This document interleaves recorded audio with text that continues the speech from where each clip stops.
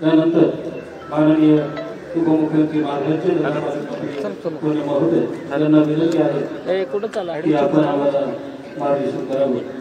माननीय नामदार श्री अजित आशा आज महाराष्ट्र राज्य स्थापनेच्या 65व्या या ठिकाणी उपस्थित आपल्या सर्वांना, सर्व प्रतिष्ठित नागरिक, अधिकारी, कर्मचारी, सर्व युवा युवती, आमचा मीडिया, सर्वांना, तसंच राज्यातल्या, देशातल्या, जगभरातल्या तमाम माझ्या महाराष्ट्रवासीय, महाराष्ट्रप्रेमी बंधू भगिनींना महाराष्ट्र दिनाच्या, जागतिक कामगार दिनाच्या मनापासून शुभेच्छा देतो। महाराष्ट्र राज्य स्थापनेचा 65वा वर्धापन दिन साजरा करत असताना महाराष्ट्र राज्याच्या निर्मितीसाठी झालेल्या संयुक्त महाराष्ट्राच्या आंदोलनामध्ये शहीद झालेल्या महाराष्ट्राच्या 20 सुपुत्रांना मी विनम्र अभिवादन करतो। संयुक्त महाराष्ट्राच्या आंदोलनामध्ये योगदान दिलेल्या महाराष्ट्रवीरांच्या त्यागाला वंदन देखील करतो। त्यांच्या कुटुंबियांच्याबद्दल कृतज्ञता व्यक्त करतो। आपल्या महाराष्ट्र दिनाच्या पुन्हा एका मनापासून शुभेच्छा देतो। आज जागतिक कामगार दिन सुद्धा या संपूर्ण जगाचा गाडा ज्यांच्या श्रमावर, कामावर चालतो त्या तमाम कामगार बंधू भगिनींच्या कष्टांना, परिश्रमांना मी वंदन करतो। सर्व क्षेत्रातल्या कामगार बांधवांना, आपल्या सर्वांना कामगार शुभेच्छा देतो। गेल्या आठवड्यात 22 एप्रिलला दहशतवादी हल्ल्यात काही निष्पाप भारतीयांना आपले प्राण गमवावे लागले। त्यात आपल्या पुण्याच्या संतोष जगदाळेजी आणि कौस्तुभ गणगोटीजी यांचा समावेश होता। मी या दहशतवादी हल्ल्यात जीव गमावलेल्या सर्व भारतीयांना भावपूर्ण श्रद्धांजली अर्पण करतो। त्यांच्या कुटुंबियांच्या प्रति सहसंवेदना व्यक्त करतो। मला खात्री आहे आपल्या देशाचे पंतप्रधान नरेंद्र मोदी साहेबांच्या नेतृत्वाखाली भारत याचा लवकरच चोख प्रत्युत्तर देईल। या भाग दहशतवादी हल्ला करणाऱ्यांना कायमस्वरूपी अटल घडवेल। मात्र या निमित्तानं माझी आपल्या सर्वांना एकच विनंती आहे, या परिस्थितीत प्रत्येक भारतीयाने सामाजिक सलोखा, शांतता, बंधुता, ऐक्य कायम राखावे ही आपल्या सर्वांची सामूहिक जबाबदारी आहे। महाराष्ट्राचा इतिहास कायम संघर्षाचा राहिलेला आहे। महाराष्ट्र राज्याची स्थापना ही संघर्षातून 106 हुतात्म्यांनी बलिदानातून झाली आहे। महाराष्ट्राला सहजासहजी काही मिळालं नाही। महाराष्ट्राने जे मिळवलं ते लढून संघर्ष करून मिळवलेलं आहे।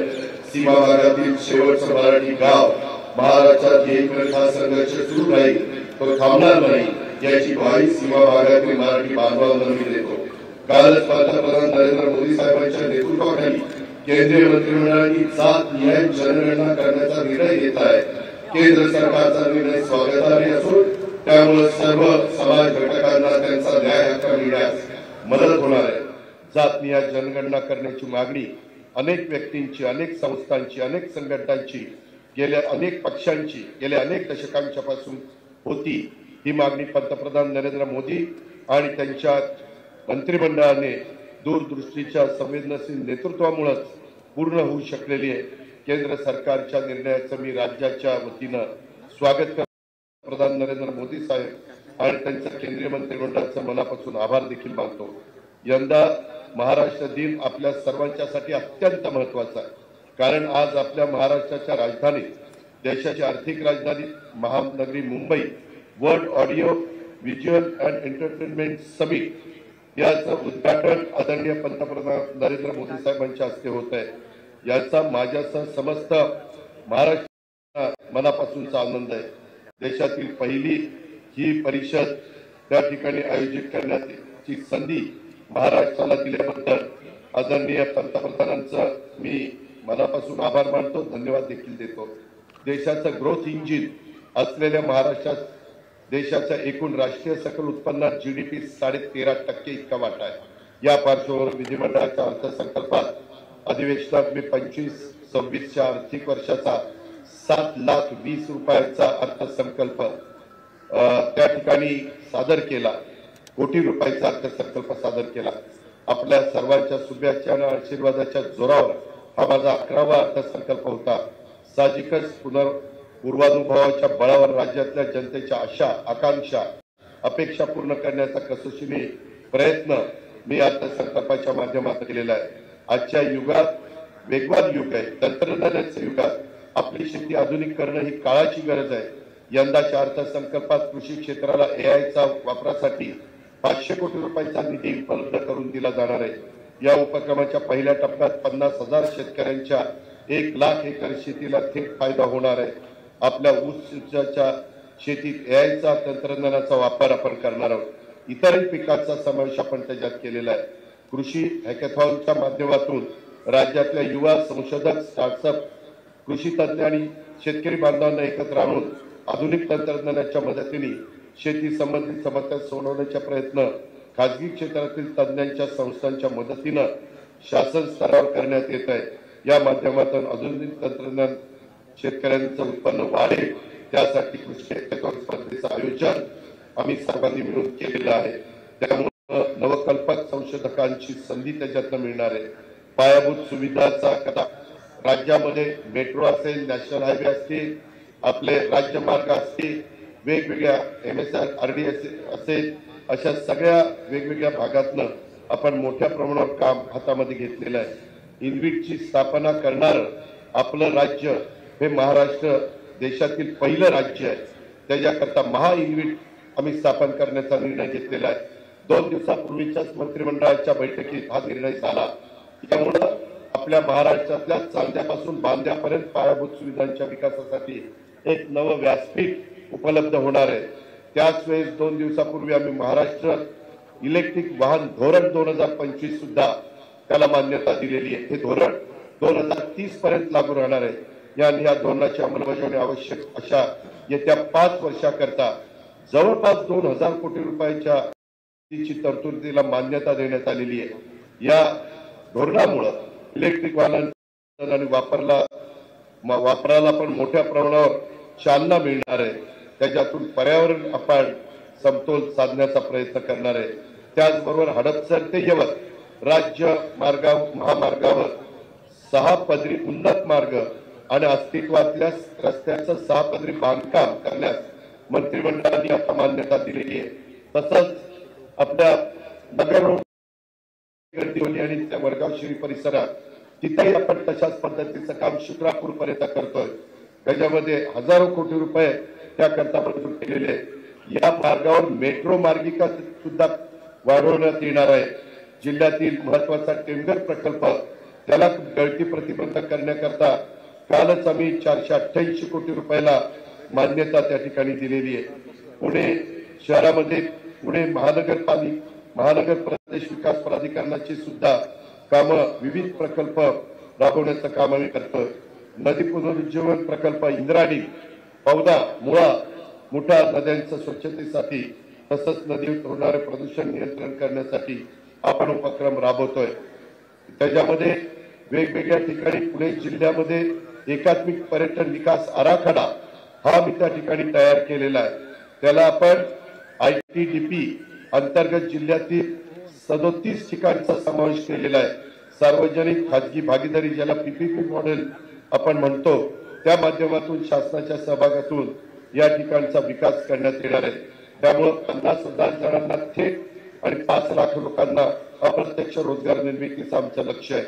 त्याच पद्धतीनं गेल्याच महिन्यामध्ये 18 एप्रिलला क्रांतीवीर चाफेकर बंधूंच्या स्मारकाचं लोकार्पण राज्याचे मुख्यमंत्री देवेंद्रजी फडणवीस यांच्या शुभ हस्ते झालेलं आहे.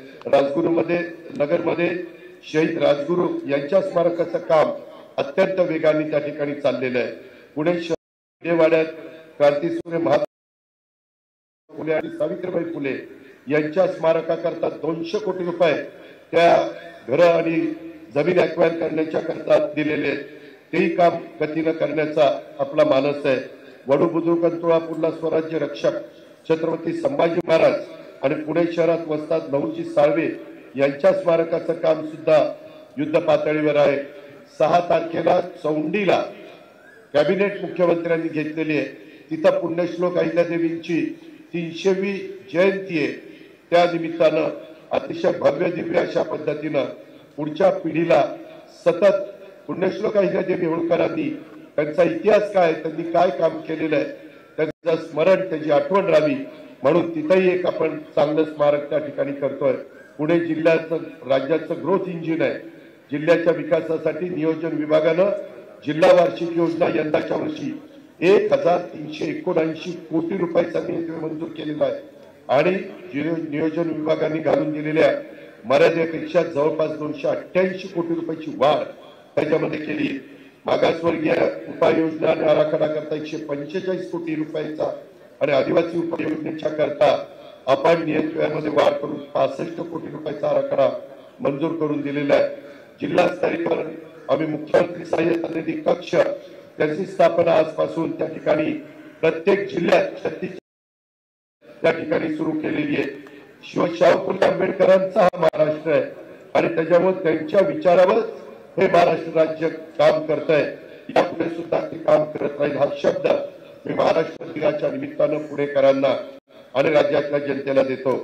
सर्व क्षेत्रात महाराष्ट्राची घोडदौड कायम राहताना आताही काही मान्यवरांचा यथोचित सत्कार आपण या ठिकाणी केला. त्या पोलीस दलातील आणि अन्य विभागातील सर्व मान्यवरांचं सर्व सहकार्यांचं मी मनापासून अभिनंदन करतो, कौतुक करतो. आपली घोडदौड कायम सुसंस्कृत राज्य ही तुमच्या माझ्या महाराष्ट्राची ओळख आहे. ते आणखी ठळक करण्याचं आव्हान आपण सगळेजण मिळून त्या ठिकाणी करूया. तसं आव्हान मी तुम्हाला करतो. पुन्हा एकदा आपल्या सर्वांना, राज्यातल्या जनतेला, पुणेकरांना, जिल्ह्याला मी महाराष्ट्र दिनाच्या आणि कामगार दिनाच्या मनापासून शुभेच्छा देतो. बरोबर 65 वर्षापूर्वी या राज्याचे पहिले मुख्यमंत्री संयुक्त महाराष्ट्राचा मंगल कलश मुंबई, मराठवाडा, विदर्भासहित आपला संयुक्त महाराष्ट्र झाला आणि त्याचा फार दिमागदार कार्यक्रम हा तिथे झाला. स्वतः देशाचे पंतप्रधान त्यावेळेचे पंडित जवाहरलाल नेहरू हे त्या कार्यक्रमाला हजर होते. हा क्षण देखील इतिहासात आलेली आहे, त्याची पण आपण आठवण केली पाहिजे आणि त्या दिवसापासून महाराष्ट्र दिनाला सुरुवात झालेली आहे. त्याच्यामुळे आजचा हा 65वा महाराष्ट्र दिन साजरा करत असताना मला अतिशय आनंद होतो. पुढे असंच आपण सगळेजण काम करत राहू आणि असंच 10 वर्षांनी अमृत महोत्सव साजरा करूया ही अपेक्षा व्यक्त करतो. पुन्हा एकदा सर्वांना मनपूर्वक धन्यवाद देऊन मी आपल्या सगळ्यांची रजा घेतो. जय हिंद, जय महाराष्ट्र. काळोख जेव्हा काही दिसत नसतं तेव्हा तुमच्यासाठी कोणीतरी दिवा असतं असे